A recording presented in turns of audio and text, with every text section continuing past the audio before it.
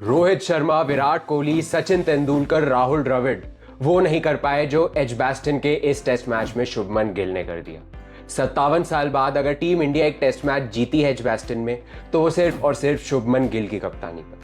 शुभमन गिल की कप्तानी के बारे में क्या क्या नहीं बोला जा रहा था, जहां लोग उन्हें कह रहे थे कि बहुत ही जल्दी उनको ये पोजीशन दे दी, और क्या वो ये पोजीशन डिजर्व करते भी हैं, क्योंकि इस सीरीज से पहले के उनके सेना रिकॉर्ड्स बहुत ही खराब थे और किसी ने उनको एक मौका तक नहीं दिया था। उनकी आवाज का मजाक बनाया जा रहा था, उन्हें बोला जा रहा था कि इतनी दबी हुई आवाज के साथ वो कप्तानी भी कैसे कर पाएंगे। पर इन सब बातों पे शुभमन गिल ने एक फुल स्टॉप लगा दिया, और जैसा अभी तक इस सीरीज में शुभमन गिल खेल रहे हैं, देखकर तो ऐसा ही लग रहा है कि the Prince of cricket has truly arrived. 8 सितंबर 1999 को शुभमन गिल का जन्म होता है फाजिल्का डिस्ट्रिक्ट, पंजाब में। वो सिर्फ 3 साल के थे जब उनके पिता लखविंदर सिंह गिल ये बात समझ चुके थे कि शुभमन गिल सिर्फ क्रिकेट में करियर बनाने वाले हैं।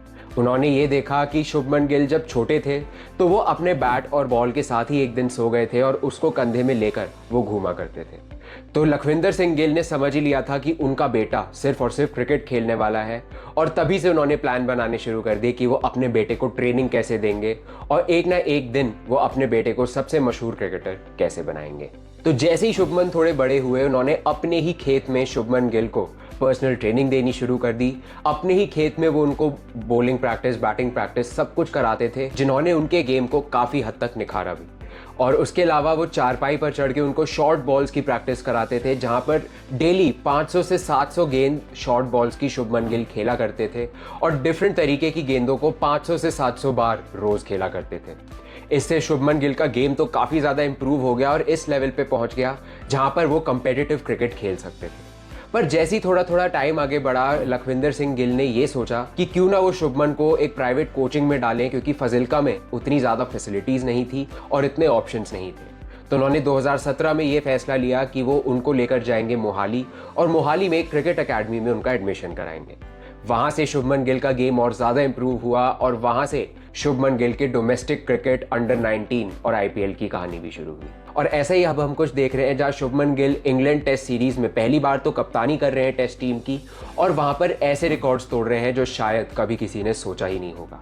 और जब शुभमन गिल ने 269 रन बनाए भी, तब उन्होंने अपने पिता को ये बोला कि मैं अच्छा तो खेला पर मेरी ट्रिपल सेंचुरी मिस हो गई। तो हमेशा से परफेक्शन खुद शुभमन गिल और उनके पिता ढूंढते आए हैं, और यही हंगर रन्स बनाने का, रोज बेटर करने का, शायद शुभमन गिल को हर खिलाड़ी से अलग बनाएगा। शुभमन गिल के टैलेंट से हर कोई वाकिफ हो चुका था, और सभी को लगने लगा था कि क्रिकेट में शायद नेक्स्ट बिग थिंग बनने वाले हैं। फॉर्मर इंडिया पेसर करसन घावरी भी उनसे बहुत ज़्यादा इंप्रेस हो गए थे, और उन्होंने सिर्फ 12 साल की उम्र में शुभमन गिल को इंडिया अंडर 19 के कैंप्स में भेज दिया था। वहां से शुभमन गिल ने अंडर 14 खेलना शुरू किया, और अंडर 16 डिस्ट्रिक्ट टूर्नामेंट्स में तो उन्होंने रिकॉर्ड ही तोड़ दिया, जहां पर उन्होंने खुद 350 रन बनाए थे, और वर्ल्ड रिकॉर्ड बनाया जहां पे उन्होंने 587 रन की ओपनिंग पार्टनरशिप करी थी। तो इतना टैलेंट दिख रहा था शुभमन गिल में हर किसी को, और हर कोई उनसे सिर्फ इम्प्रेस ही हो रहा था। कोई भी उन्हें इग्नोर नहीं कर पा रहा था। और उसके बाद तो हमने ये देखा कि उन्होंने 2016-17 में लिस्ट ए डेब्यू भी किया, और वहां पर भी वो बहुत अच्छा खेले। अंडर 16 की विजय मर्चेंट ट्रॉफी में शुभमन गिल ने दोहरा शतक भी जड़ा, और ये दिखा दिया कि वो कितने साल तक क्रिकेट में डोमिनेट करने वाले हैं और क्रिकेट में अपना खूब नाम करने वाले हैं। 2017-18 की रणजी ट्रॉफी में भी उन्होंने बहुत अच्छा खेला, 728 रन बनाए, और हर बार उन्होंने कंसिस्टेंट परफॉर्मेंसेस ही दी। और 2019 में तो वो सिर्फ 20 साल के थे जब वो दियोधर ट्रॉफी में अपनी कप्तानी में टीम को फाइनल में लेके गए। तो इतनी कम उम्र में इतनी सारी अचीवमेंट्स हो गई थी शुभमन गिल की, और हमें तो यही लग रहा था कि बस जल्दी से जल्दी ये अंडर 19 वर्ल्ड कप में खेले, और उसके बाद शायद आईपीएल में भी पिक हो जाए, वहाँ पर अच्छा परफॉर्म करे, और उसके बाद तो मेंस सीनियर टीम का बुलावा दूर बिल्कुल नहीं है। अब बारी आ गई थी 2018 के अंडर 19 वर्ल्ड कप की, जिसको शुभमन गिल ने अपने नाम कर लिया था। 6 मैच में 372 रन बना के और 124 की औसत रख के शुभमन गिल बन गए थे उस वर्ल्ड कप के मैन ऑफ द टूर्नामेंट, और उनके आसपास उस वर्ल्ड कप में कोई था भी नहीं। इंडिया के वाइस कैप्टन भी थे वो पृथ्वी शॉ के साथ, और वहां पर उन्होंने ऐसी परफॉर्मेंसेस दी जिसने हर किसी की अटेंशन ग्रैब कर ली।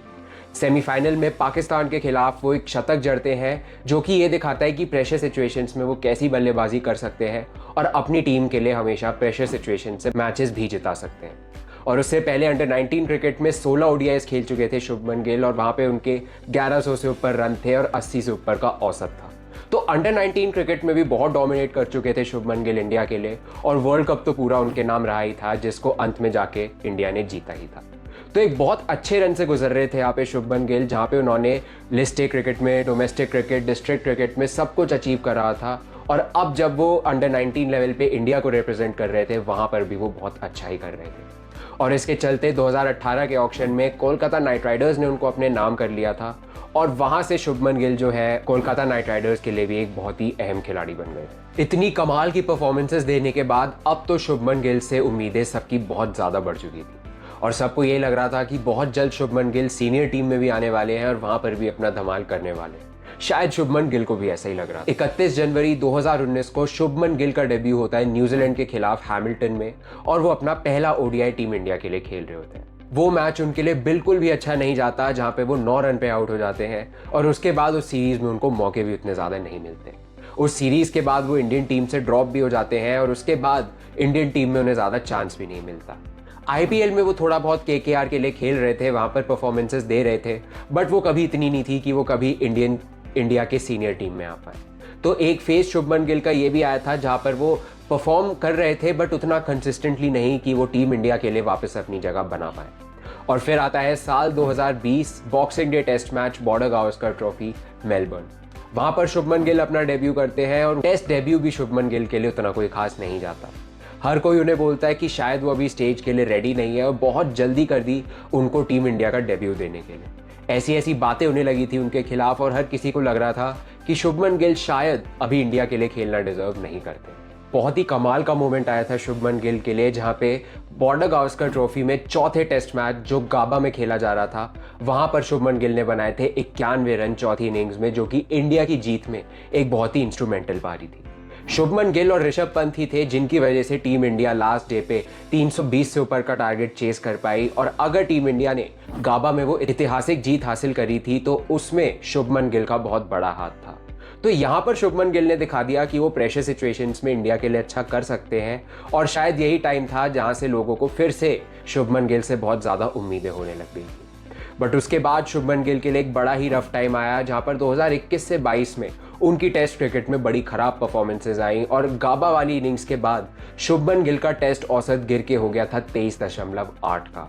तो एक जो बहुत ही ब्राइट और बहुत ही अच्छा स्टार्ट लग रहा था किसी खिलाड़ी के लिए, वहाँ पर शुभमन गिल 1-1.5 साल का एक बहुत ही टफ पीरियड देखते हैं, जहाँ पे वो जगह जगह जाकर खेलते हैं टेस्ट क्रिकेट, बट वहाँ उनके रन्स नहीं आते हैं, कंसिस्टेंट परफॉर्मेंस नहीं आ रही होती उनकी, और उनका कद उतना ज़्यादा नहीं बढ़ता है। इस लीन पैच को शुभमन गिल ने खुद ऑब्जर्व किया, और उन्होंने खुद नोटिस किया कि वो अपनी गेम के बारे में ज़रूरत से ज़्यादा सोच रहे हैं, ओवर थिंक कर रहे हैं, और उनकी गेम पे वो सिंपल रखने की बजाय उसमें बहुत ज़्यादा कॉम्प्लिकेशंस ला रहे हैं। उन्होंने खुद बोला कि ज़्यादा ओवर कॉशियस और ओवर डिफेंसिव होना मेरा गेम नहीं है, और जब भी मैं 30-40 रन बना लेता हूँ तो वो उनके जो स्टार्ट्स होते हैं उसको वो कभी कन्वर्ट नहीं कर पा रहे थे।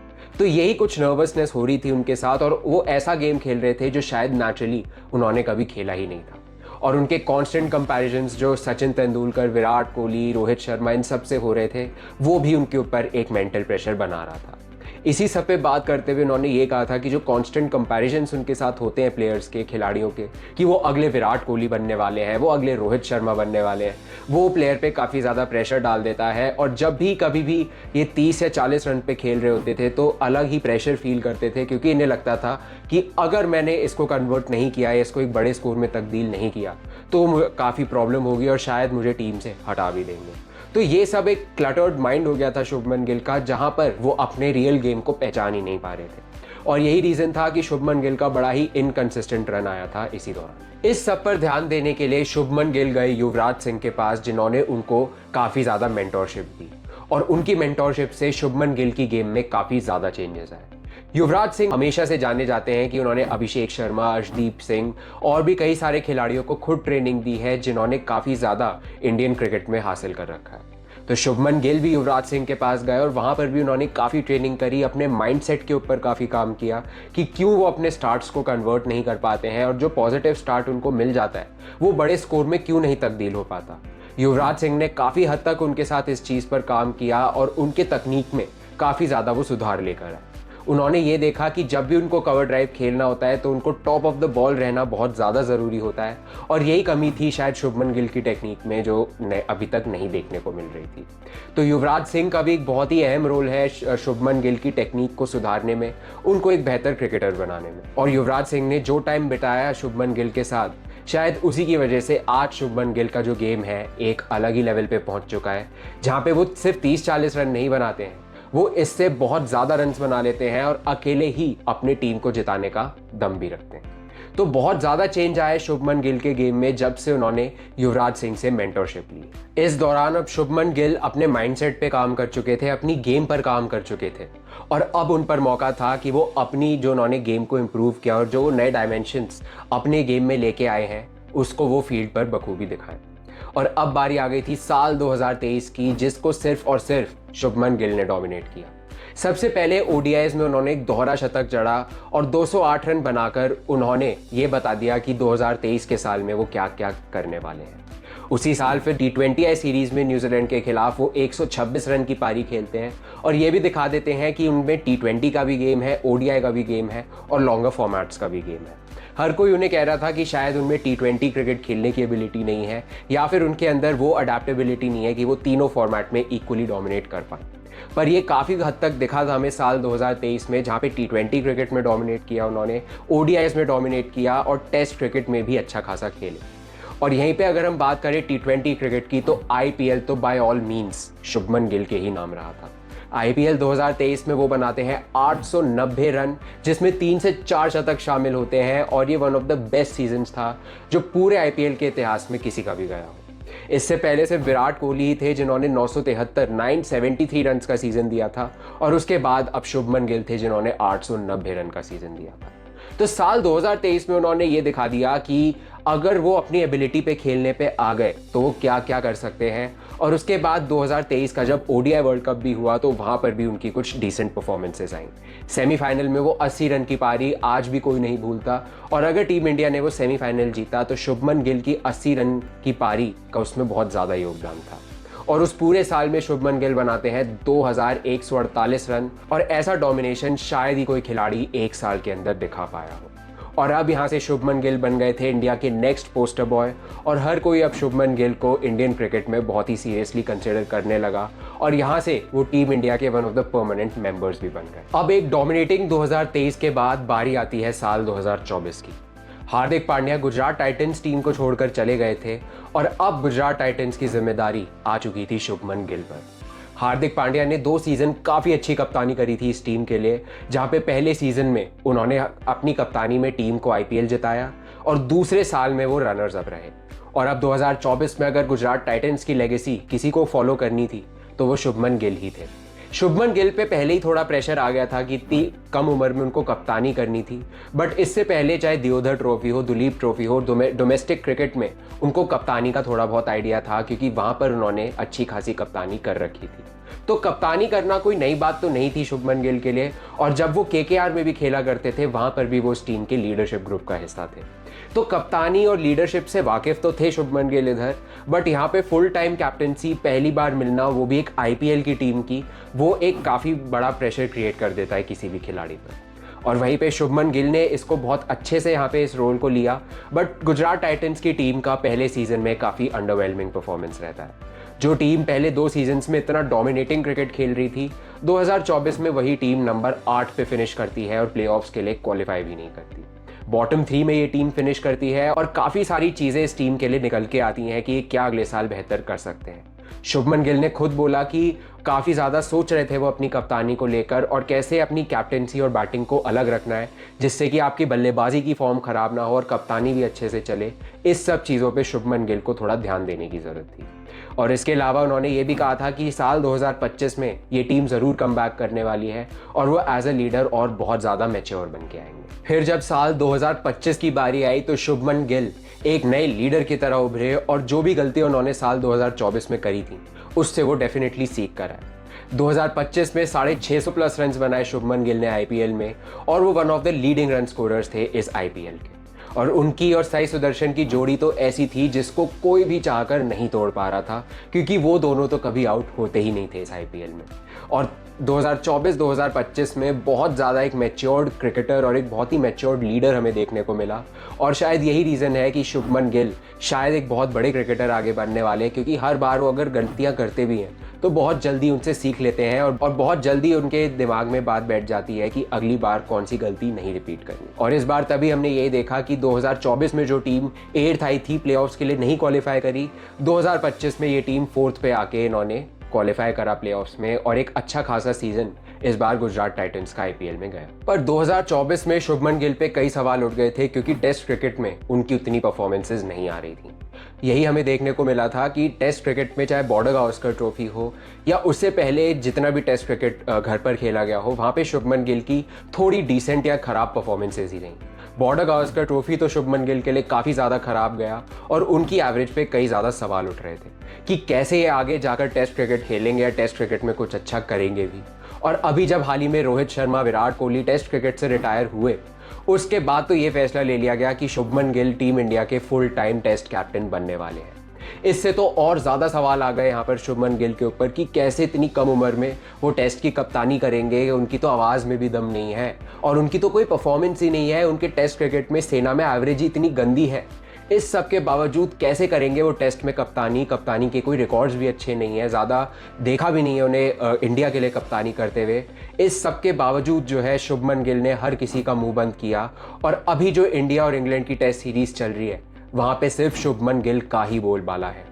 पहला टेस्ट जो हेडिंगली लीड्स में खेला गया था, वहां पर शुभमन गिल ने अपनी कप्तानी डेब्यू और पहली इनिंग्स में 147 रन की पारी खेली थी। चाहे टीम इंडिया वो मैच हार गई हो, पर वो एक स्टेटमेंट था कि शुभमन गिल इस सीरीज को सिर्फ और सिर्फ डोमिनेट करने आए हैं और अपने सेना रिकॉर्ड्स को वो हमेशा के लिए बदल देंगे। और जैसे विराट कोहली इस टीम के लिए एक बहुत ही इंपॉर्टेंट स्तंभ हुआ करते थे टेस्ट क्रिकेट में, नंबर 4 की पोजीशन पे, उसी पोजीशन पर आकर अब वो इंडियन क्रिकेट के नए स्तंभ बनने वाले हैं।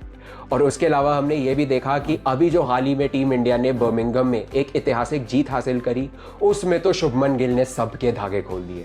269 रन बनाए पहली इनिंग्स में और दूसरी इनिंग्स में बनाए 161 रन। और ग्राहम गूज के बाद अगर एक सिंगल टेस्ट मैच में किसी ने सबसे ज़्यादा रन बनाए हैं तो वो शुभमन गिल ही हैं।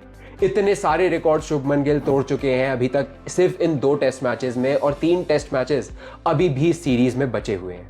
तो बहुत सारे रिकॉर्ड्स यहीं पे शुभमन गिल तोड़ने वाले हैं। और यहाँ पर शुभमन गिल ने दिखा दिया कि लोगों ने कितना डाउट करा, कितना बोला कि आवाज़ में दम नहीं है और पता नहीं कप्तानी कर भी पाएंगे, खेल भी पाएंगे या नहीं, क्यों टीम में खेल रहे हैं, वो तो फालतू में पोस्टर बॉय बनते हैं टीम इंडिया के। इस सब के बावजूद शुभमन गिल ने हर किसी का मुंह बंद कराया और ये दिखाया कि वो है the Prince of Indian cricket. और उनके एमआरएफ के बैट पे जो प्रिंस लिखा है ना, वो इसलिए लिखा है क्योंकि वो हमेशा से जानते थे कि वो एक दिन प्रिंस ऑफ क्रिकेट जरूर बनने वाले हैं। तो चलिए आज के लिए बस इतना ही।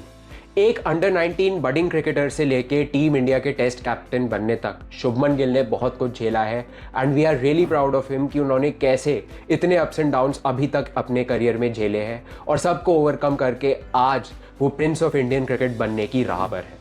तो सब कुछ उन्होंने यहाँ पे झेला है और हर चीज़ से वो सिर्फ उभरे ही हैं और किसी चीज़ ने उनको इफेक्ट नहीं होने दिया। और आज उनका माइंडसेट ऐसा है कि वो सिर्फ अपने ऊपर बिलीव करते हैं और कोई दूसरा उनके बारे में क्या बोल रहा है, उनकी आवाज़ के बारे में क्या बोल रहा है, उनको कोई फर्क नहीं पड़ता। अब आप हमें कमेंट्स में बताइए कि क्या शुभमन गिल इस ऑन गोइंग सीरीज में और भी नए रिकॉर्ड्स तोड़ने वाले हैं और इस सीरीज के बाद क्या वो विराट कोहली के फेमस 2018 टूर की बराबरी भी कर पाएंगे या उनसे बेहतर परफॉर्मेंस दे पाएंगे? आप हमें कमेंट्स में ज़रूर बताइए। और अगर आपको ये वीडियो पसंद आया हो तो please like, comment, share and subscribe to my channel and keep watching the cricket show with Sid.